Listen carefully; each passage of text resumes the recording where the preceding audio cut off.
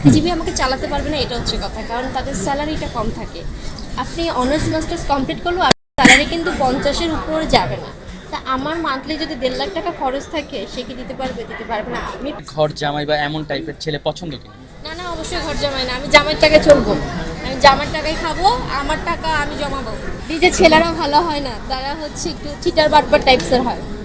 নিজের ছেলেরা একটু ফটকাবাজ হয়। যখন আমি অনার্সে ভর্তি হয়েছি, তখন আমার কাছে ফিল হলো আমার বোনের বিয়ের সময় যে গোল্ডের অনেক প্রাইস, বা গোল্ড কেনাটা খুব দরকার। গোল্ডটা আমাদের মানে খুব মানে একটা খুব পছন্দের একটা জিনিস। চাইলেও আমরা গোল্ডটাকে সেল করে অনেক কিছু করতে পারবো আমাদের প্রবলেমের টাইমে। তো তখন থেকে আমার বোনের বিয়ের সময় থেকে আমার গোল্ড কেনা শুরু। তো তারপর থেকে গোল্ড কিনতেই থাকি, টুকটাক টুকটাক কিনে। মানে মানুষের তো আসলে যুগের পরিবর্তন, আসলে রুচিরও পরিবর্তন হয়। সেক্ষেত্রে আসলে গোল্ড থেকে কখনো ডায়মন্ড বা অন্য কোনো না, আমি কিন্তু ডায়মন্ডও পরেছি, যে দোনো হাতে ডায়মন্ড আছে। গলায় নেই অবশ্য, গলাটা খুলে ফেলেছি। সো ডায়মন্ডও পরি, কিন্তু ডায়মন্ডের প্রতি ফ্যাসিনেশন কম, কারণ ডায়মন্ডটা সেল করলে সেল প্রাইস নেই। আর গোল্ডের আমি যেদিন থেকে বুঝতে পেরেছি ডায়মন্ড সেল করলে সেল প্রাইস নেই, তখন থেকে গোল্ডের প্রতি আরও বেশি ফ্যাসিনেশন বেড়ে গেছে। সো গোল্ডই কিনে, গোল্ড আচ্ছা। ছাড়া কিছুই না। আনম্যারিড, আপনি কি মনে করেন যে আপনার বিয়ের বয়স এখনো হয়নি?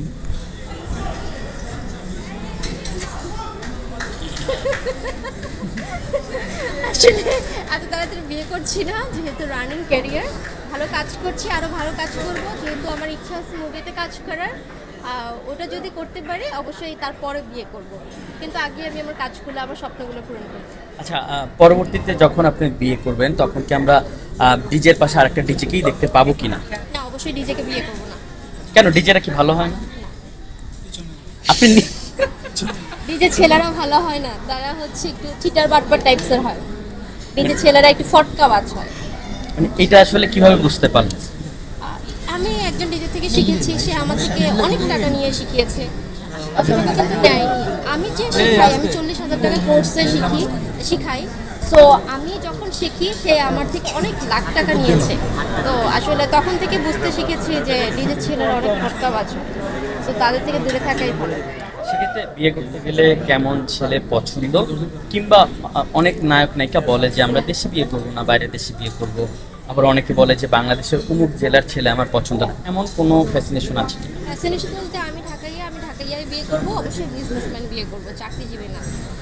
আচ্ছা, চাকরিজীবী আপনি কেন দেখতে পারেন না? এর আগে আমি চাকরিজীবী দেখতে পারি না সেটা কথা না, চাকরিজীবী আমাকে চালাতে পারবে না, এটা হচ্ছে কথা। কারণ তাদের স্যালারিটা কম থাকে। আপনি অনার্স মাস্টার্স কমপ্লিট করলেও আপনার স্যালারি কিন্তু 50-এর উপরে যাবে না। তা আমার মান্থলি যদি 1.5 লাখ টাকা খরচ থাকে, সে কি দিতে পারবে? দিতে পারবে না। আমি প্র্যাকটিক্যাল ওয়েতে বলেছি কথাগুলো। এখন কেউ এটাকে যদি নেগেটিভভাবে নেয়, আমার তো কিছু বলার নেই। বাট এটা প্র্যাকটিক্যাল, যে সে যদি আমাকে চালাতে না পারে, আমি তাকে বিয়ে করে কি করব? আচ্ছা, শেষ দুইটা প্রশ্ন, তার ভিতর অন্যতম প্রশ্ন হচ্ছিল, যেহেতু আপনি আর্নিং করতেছেন, সেক্ষেত্রে আসলে ঘর জামাই বা এমন টাইপের ছেলে পছন্দ কিনা? না না, অবশ্যই ঘর জামাই না, আমি জামাইয়ের টাকায় চলবো। আমি জামার টাকায় খাবো, আমার টাকা আমি জমাবো। আচ্ছা। আমার টাকায় গোল্ড কিনবো, জামাই আমাকে খাওয়াবে। মেয়েদেরকে বলতে শুনি যে তোমার টাকা আমার টাকা, আমার টাকা আমার টাকা, এটা কি আপনার সাথে এরকম? এটা আসলে না, আমি আমি ওরকম কিছু বলবো না। আমি জাস্ট বলবো যে আমার জামাইয়ের টাকায় আমি চলবো। মানে জামাই ঘর ভাড়া দিবে, জামাই বাজার করবে, জামাই আমাকে আগে করে খাওয়াবে, ঘুরতে নিয়ে যাবে, সব জামাইয়ের টাকা।